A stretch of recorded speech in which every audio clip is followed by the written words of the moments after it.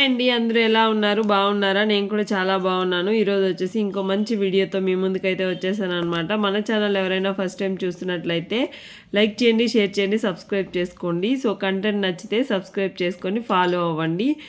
ఈరోజు వీడియో ఏంటంటే 20 lakhs అప్పుని 1.5 lakh శాలరీతో ఎలా ఈజీగా కట్టేయచ్చు చూసేద్దాము. సో చాలా వరకు మీ శాలరీని చూసైతే అప్పులు చేయకండి, ఎందుకంటే అది ఎంత డేంజరో నేను ఇంతకుముందు వీడియోస్ అయితే చేస్తున్నాను. చూడకపోతే వెళ్ళైతే చూడండి. చాలా వరకు ఈ క్రెడిట్ కార్డ్స్ ఉండడం వల్ల ల్యాక్స్లో అప్పు చేసేస్తూ ఉంటాము, మనకే తెలియదు. సో అంత అప్పు అయిపోతూ ఉంటుంది. సో మీరేమంటారో కామెంట్ సెక్షన్లో కామెంట్ చేయండి.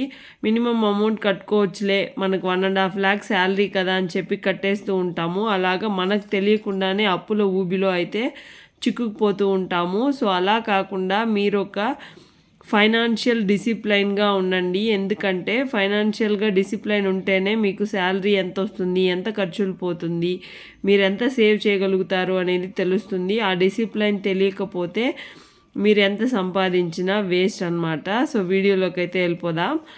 20 lakhs అప్పు, క్రెడిట్ కార్డ్స్ మీద 20 lakhs అప్పు ఉందండి. ఇంట్రెస్ట్ 1 lakh కడుతూ ఉంటారు, అంటే మినిమం అమౌంట్ కడుతూ వస్తూ ఉంటారు. సో అలాంటప్పుడు మీకు వచ్చే శాలరీ 1.5 lakh అనుకోండి. 1.5 lakhకి మీరు ఎక్స్ట్రా 1 lakh ఇంట్రెస్ట్ అయితే కడుతూ ఉంటారు. మీరు అందులో మీకు అలా చేస్తూ పోతే మీకు 20 lakhs ఎంత అప్పు చేసి కట్టాలండి? మీరు ఇలా 1 lakh ఎక్స్ట్రాగా మీరు అప్పు చేసి కడుతూ ఉంటారనమాట. సో ఇక్కడ 1.5 lakh శాలరీకి మీరు 1 lakh అప్పు, అంటే ఎక్స్ట్రాగా అప్పు చేస్తూ ఉంటే మీకు 2 lakhs కన్నా ఎక్కువగానే మీకైతే అప్పు అవుతూ పోతూ ఉంటుంది. సో మన శాలరీ కన్నా ఇంకా ఎక్కువ మనం అప్పు తీర్చాలి అనుకుంటే ఏం చేస్తాము? ఇంకా క్రెడిట్ కార్డ్స్ని వాడి మళ్ళీ అయితే కడుతూ ఉంటాము. సో అలా కట్టినప్పుడు మనం ఎంత పోతామో మనకే తెలీదు. అందుకే చెప్తున్నాను. సో మీ శాలరీ కన్నా ఎక్కువ మీరు అప్పు కడుతూ ఉన్నట్లయితే మంత్లీ మీరు ఇలా ప్లాన్ చేసుకోండి, మీకు త్వరగా అయితే మీరు అప్పు అయితే తీర్చేయగలుగుతారనమాట. సో అలా చూస్తూ పోతే మీకు 20 lakhsకి మీరు ఎంత అప్పు చేయాలండి? సో మీరు అలా 2 lakhs మంత్లీ కడుతూ పోతూ ఉంటే ఈ 1.5 lakh కన్నా ఎక్కువ మీరు 2 lakhs మీద ఇంట్రెస్ట్ అయితే కడుతూ ఉన్నారనమాట. 2 lakhs ఇంట్రెస్ట్ కడుతూ ఉన్నారు. అలా అంటే 3,50,000 వచ్చేసి మీకు మంత్లీ ఎక్స్పెన్సెస్, మళ్ళీ ఆ తర్వాత మీ ఖర్చులు కూడా ఉన్నాయి కదా. సో అలాగా మీరు అప్పుకు మీద అప్పు చేస్తూ వెళ్తూ ఉంటారు. సో అలాంటప్పుడు మీరు అప్పులో ఊబిలో అయితే కూరుకుపోతూ ఉంటారు. సో ఇలా ఇంకా అప్పుల్లో కూరుకుపోకుండా కొన్ని విషయాలు చేస్తే ఈజీగా అయితే మనీని కట్టేయచ్చు. సో అది ఎలాగో చూసేద్దాం, వచ్చేయండి. ఫస్ట్ ఆఫ్ ఆల్, ఒక శాలరీ పర్సన్ తను డిసిప్లైన్గా ఉంటేనే తన ఫ్యామిలీ అనేది హ్యాపీగా ఉంటుంది. ఎందుకంటే ఫైనాన్షియల్ డిసిప్లైన్ లేదు అనుకుంటే ఆ ఫ్యామిలీ చాలా కష్టాలను అయితే ఫేస్ చేస్తుందండి. ఫస్ట్ అయితే మీరు అది గుర్తించండి. మీకు తెలియకుండానే చాలామంది జల్సాలు చేసేస్తూ ఉంటారు. మనకు అన్నోన్ మనీ అనేది క్రెడిట్ కార్డ్ రూపంలో ఉంటూ ఉంది కాబట్టి, సో మన దగ్గర మనీ ఉన్నట్టే ఆలోచించుకొని కట్టేస్తూ ఉంటాము. మన శాలరీ ఎంతని కూడా ఒక్కోసారి ఆలోచించలేని పరిస్థితికి వెళ్ళిపోతూ ఉంటాము. అలా కాకుండా మనకు మంత్లీ వచ్చే శాలరీనే మన ఆదాయం అని ఒక మీ ఫీల్లో ఉండండి. అంతకన్నా ఎక్కువ మనకు కార్డ్స్ ఉన్నాయి కదా, ఒక్కొక్క కార్డులో 1 lakh 2 lakhs లిమిట్ ఉంది కదా అని స్పెండ్ చేసేస్తే రేపు అప్పుల ఊబిలోకి అయితే కూరుకుపోతూ ఉంటారు. సో అలాంటప్పుడు ఎవరు మనల్ని కాపాడలేరు, ఎవరు ఫోన్ కూడా పికప్ చేయరనమాట. ఎందుకంటే మీ గురించి అందరికీ తెలిసి ఉంటుంది, తను చాలా అప్పులు చేసేస్తున్నాడు, ఇప్పుడు ఫోన్ ఎత్తితే మనల్ని మనీ అడుగుతాడు అని చెప్పి.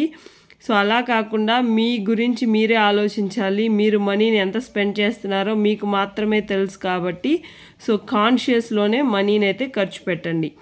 1.5 lakh శాలరీ కాబట్టి 2.5 lakh మనీ అయితే మీరు కట్టాలి కాబట్టి, సో మోస్ట్లీ మీరు ఎలా మనీ ప్లాన్ చేసుకోవాలి అనుకుంటే 2.5 lakh మీరు అప్పే కడుతున్నారు. మీ అసలు అది మినిమం అమౌంట్ మాత్రమే మీరు కడుతున్నారు కాబట్టి, సో అప్పులు కూరుకుపోకుండా ఏం చెయ్యాలి అంటే, ఇంకా మన ఖర్చులు కూడా ఉంటాయి కదా, సో అది కూడా ఎక్స్ట్రా యాడ్ అవుతూ ఉంటుంది మనకి. సో అలా ఖర్చు మీద ఖర్చు పెట్టి ఎక్కువ అయిపోతూ ఉంటుంది. సో ఇలా చేస్తే ఈజీగా కట్టేస్తామన్నమాట.